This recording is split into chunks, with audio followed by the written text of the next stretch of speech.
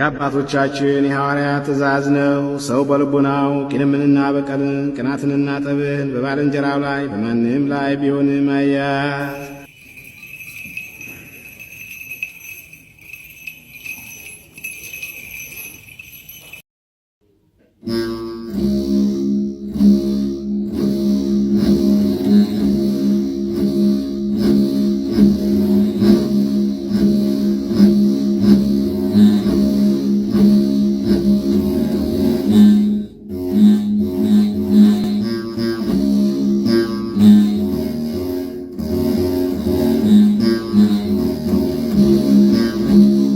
ሌላኛው የቤተልሔም ዋሻ የድንግል ማርያም ዋሻ ተብሎ ይጠራል።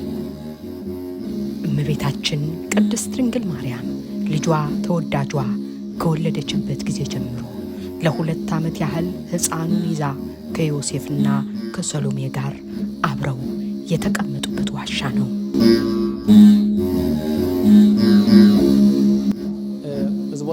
ይህ ዋሻ የማርያም ዋሻ በመባል ይታወቃል። ሄሮድስ ሕፃኑ ከተወለደ ምን ያህል ጊዜ ይሆነዋል ብሎ ሰብአ ሰገልን በጠየቃቸው ጊዜ እኛ የሰማነው 2 ዓመት አደረግን፣ ጉዞአችንም የጀመርንበት የዛሬ 2 ዓመት ነው ቢሉት እንደ መርዶ ሆኖበት በቤተልሔም የተወለዱት 2 ዓመትና በታች ያሉት ሕፃናት ግደሉ ብሎ ለጭፍሮቹ አዘዘ።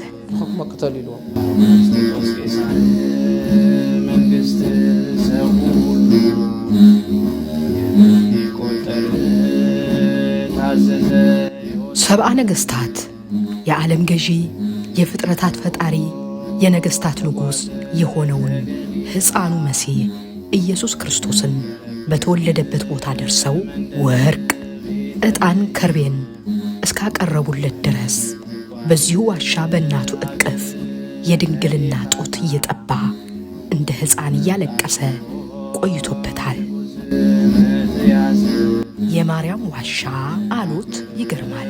አንቺ የታደልሽ ዋሻ ባሕርየ መለኮት ነበልባለ እሳት የሆነውን አምላክ የአዳም ባሕሪ ተላብሶ እንደ ሕፃናት ባንቺ ላይ ሲተኛ ምን ተሰምቶሽ ይሆን? ለዚያው ሳሉ የምትወልድበት ቢደርስ ተወለደ።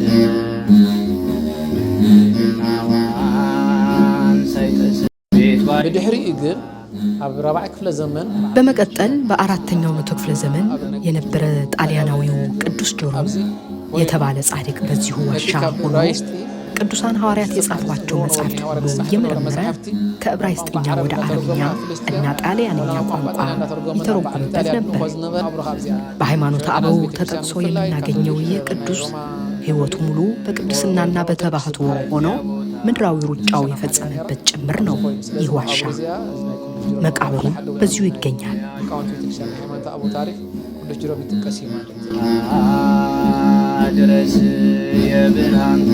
ዋሻው ሕፃኑ ኢየሱስ ክርስቶስ ወደ ተወለደበት ዋሻ ሲገባ በስተምዕራብ በኩል ይገኛል። በውስጥ ለውስጥ መግቢያ ቢኖረውም እንኳ የሁለቱም ይዞታ የተለያዩ ስለሆኑ በሩ ዝግ ነው። በግራ በኩል የላቲን ካቶሊክ ባሰራችው ትልቅ ቤተ ክርስቲያን ተገብቶ ወደ ምድር ቤት በመግባት የሚገኝ ዋሻ ነው። ዋሻው በአሁኑ ወቅት በካቶሊክ ስር ይገኛል። ከላዩ ላይም አዲስ ቤተ ክርስቲያን ሰርታበታለች።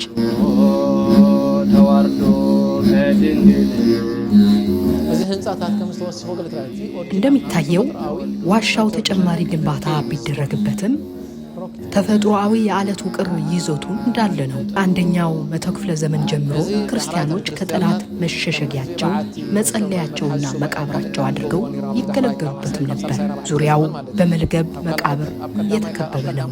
የመጣ ጎብኝ ሁሉ እነዚህም ሳያይ አይመለስም። ዳህራይካ መቃብራት ከአገረው መኔሮም ማለት መጡና አቀረው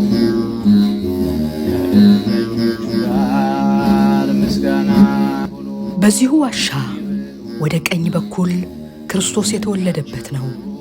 በዚህኛው በኩል ይገናኛል። በአጠቃላይ ቤተልሔም ሲባል አንድ ክርስቶስ የተወለደባት ዋሻ ብቻ ይመስለናል። ግን አይደለም፣ ብዙ ታሪክና ቅርስም በውስጧ ይዛለች እንጂ። ቅዱስ ለዓለም ድረስ